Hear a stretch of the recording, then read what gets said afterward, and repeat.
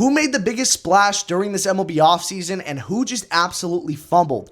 That is the question going into this 2026 MLB season, and I think I have the answers for you guys right here on Kai Sports Corner. So here are my winners and losers for this year's offseason. Now, I want to get started with the Baltimore Orioles. I think that the O's had a great offseason. I think getting Zach Eflin to re-sign was a huge deal. I also think too getting Pete Alonso, Ryan Helsley, adding depth to the lineup and to the bullpen was huge for this O's squad. I do think that they need a little bit more help when it comes to the starting five, but if guys like Eflin and John Means can get back to their previous form, this could be a very scary squad in the AL East. The other team in the AL I want to talk about is the Oakland A's. Now, this was a team I was expecting a lot out of during this offseason, but they just really didn't wow me. I thought Jacob Wilson re-signing and getting that extension was absolutely massive. It was highway robbery for the A's there, but I do think that there was so much potential to go out and go get new starters for the starting rotation, and they just didn't do that. I really thought this team was going to put something together,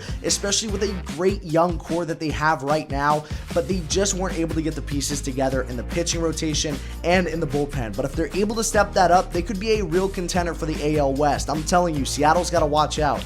Now, I want to transfer over to the National League because to me, I think one of the biggest winners of this offseason was the New York Mets. While they did let Pete Alonso, Ryan Helsley, and Edwin Diaz all walk, I still think they did a great job getting guys like Bo Bichette, Lou Bob, Freddie Peralta. To me, I think the biggest need for the Mets was upgrading the starting rotation and the bullpen, and they did just that. I do think first base is going to be a big position that the Mets just aren't able to fill, but I do think that this team is going to be a contender to win the NL East if they just don't net.